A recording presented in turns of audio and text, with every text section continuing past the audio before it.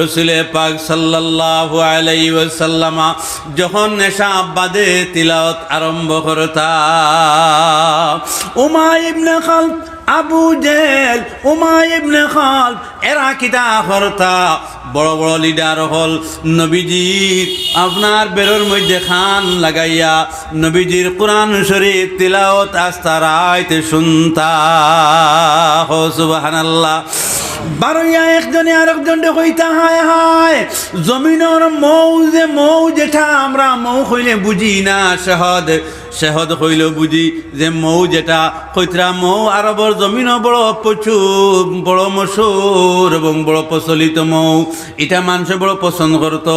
তারা হইলা দেখো এই মৌ তাকিয়া আরো মিষ্ট জনাবে নবী করিম সাল্লাল্লাহু আলাইহি ওয়াসাল্লামের তিলাওয়াতের আওয়াজ, আল্লাহর কালাম।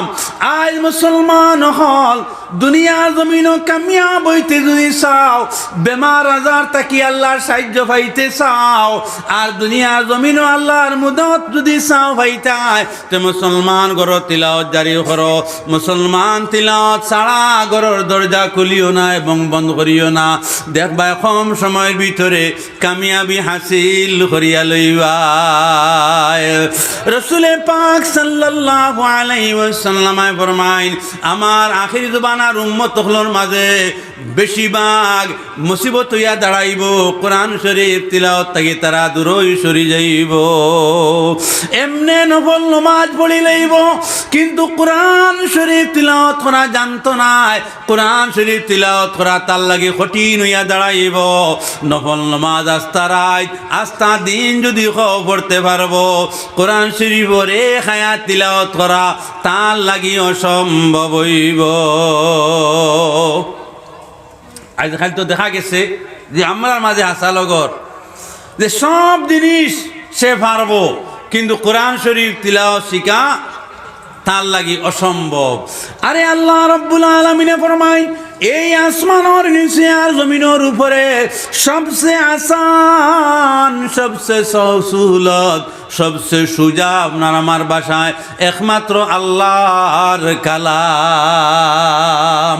যদি ইমানের সহিত, যদি ইখলাসের সহিত, যদি খুলুসিয়তের সহিত আপনি যদি চাইন আল্লাহর কালাম শিখতা, তাহলে একদিন, 2 দিন, 3 দিন করবিতে আল্লাহর সাহায্য আপনার উপরে মিলিয়া যাইব।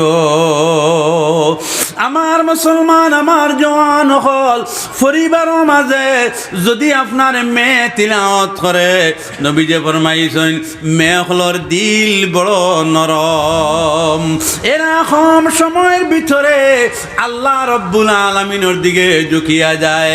মেয়ে হলর সহি শুদ্ধভাবে কোরআন শরীফের তিলাওয়াত শিখাও। আল্লাহ রাব্বুল আলামিনে আমরারে বেশি বেশি করিয়া কোরআন শরীফ শিখার লাগিয়া আল্লাহ আমরা তৌফিক দিতা। নবী যে ফরমাইছেন, খায়রুকুম মান তাআল্লামাল কুরআন ওয়া আল্লামাহু, আমার উম্মতের মাঝে সবচেয়ে শ্রেষ্ঠ এবং ভালো যারা কোরআন শরীফ পড়ে এবং যারা পড়ায়, যারা শিখে এবং শিখায়, এরাই আমার উম্মতের মাঝে শ্রেষ্ঠ। এরপরে হুজুরে দ্বিতীয় হাদিসের মধ্যে ফরমাইছেন, আয়াযান আফজালুল ইবাদাতি তিলাওয়াতুল কুরআন, আমার উম্মত হলোর মাঝে সবচেয়ে আফজল উম্মত হইলা ভালো হইলা যারা কোরআন শরীফ বেশি বেশি করে তিলাওয়াত করেন। আল্লাহ রাব্বুল আলামিন আমরারে বেশি বেশি করিয়া কোরআন শরীফ তিলাওয়াত করনে ওয়ালা বানাইয়া দিতা। আর যদি পারি না তিলাওয়াত করনে ওয়ালা দ্বারও তো বইতাম পারবো না।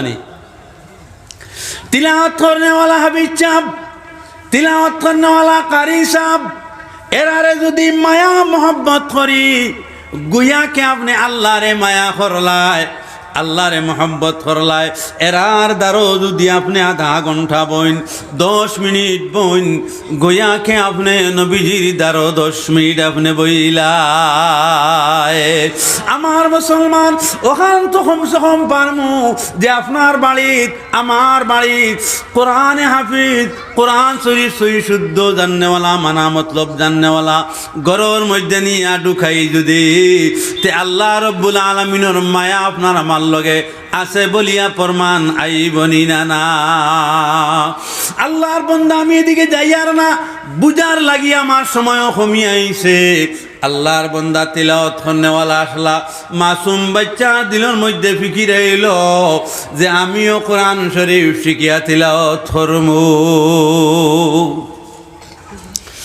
যখন আল্লাহর বান্দা তিলাওয়াত করলা, বাচ্চায় সবাই মক্তব গিয়া কোরআন শরীফ শিখিলা, মুদরসার মধ্যেও গিয়া তিলাওয়াত সহি শুদ্ধভাবে মানা মতলব সমস্ত জানিয়া লইলা। যেদিন তান পিতা মারা গেলা, দেওবন্দর তাকি উসমানী তান কিতাবর মধ্যে লেখেন, যখন তান পিতা মারা গেলা তখন তো পিতার জিয়ারতর মধ্যে তাইন গেলা। জিয়ারত যাওয়ার পরে শুনুন কোরআন শরীফর তিলাওয়াতর আওয়াজ, হোক সুবহানাল্লাহ। দুনিয়ার যত বাসি আছে কোনটা তোমার হাতও রইতো নাই, তোমার ব্লাডও রইতো নাই, মনও থাকতো নাই ভাই। কোরআন শরীফর এক আয়াত জানা যদি থাকে, ওই আয়াত আপনার কবর গেলে জানা থাকবো। লা ইলাহা ইল্লাল্লাহ, জুড়ে লা ইলাহা ইল্লাল্লাহ, লা ইলাহা ইল্লাল্লাহ, লা ইলাহা ইল্লাল্লাহ, লা ইলাহা ইল্লাল্লাহ, লা ইলাহা ইল্লাল্লাহ,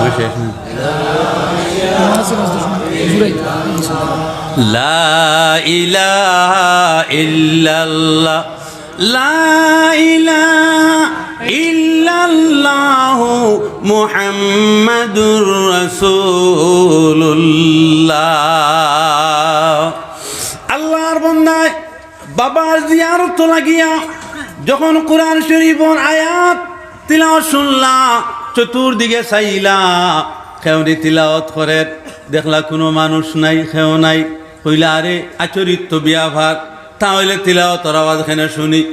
তখন বন্দার দিলের মধ্যে আইল আমার বাজান কোরআন শরীফ বেশি বেশি তিলাওয়াত করনেওয়ালা আসলা। শুইবার সময় তিলাওয়াত করিয়া শুইতা, আবার ফজরের সময় উঠার সময় আরে জমাত যাওয়ার আগে কোরআন শরীফ তিলাওয়াত করিয়া যাইতা। জমা শেষ হওয়ার পরে আবার তিলাওয়াতের মধ্যে বসিয়া যাইতা। বাজানোর কবর খান লাগাইয়া দেখলা যে আমার বাজানোর আওয়াজ আল্লাহান বুঝা যার। কবর খান লাগানি ভরে ফুনইন কবরের ভিতরে তিলাওয়াতের আওয়াজ। আল্লাহর বান্দা যখন কবরের ভিতরে তিলাওয়াতের আওয়াজ, তখন তান পিতা জান কাছে বয়তের কাছে দৌড়াইয়া গেলা, গিয়া কইলা হযরত আমার বাজানোর জিয়ারতের মধ্যে আমি গেলাম, যাওয়ার পরে তিলাওয়াতের আওয়াজ শুনতে পাইলাম। তখন চতুর্দিকে আমি চাইলাম, কোনো মানুষ দেখতে পাওয়া যায় না। তখন আমি আমার বাজানোর কবরখান লাগাইলাম, আর শুনি আমার বাজানো কবরের ভিতরে তিলাওয়াতের আওয়াজ। আরে মুসলমান, অত বড় নিয়ামত থাকা সত্ত্বেও কবর কেন জাহান্নামের গাড়া বানাইতায়? কেন কবর জাহান্নামের আগুন হইতো?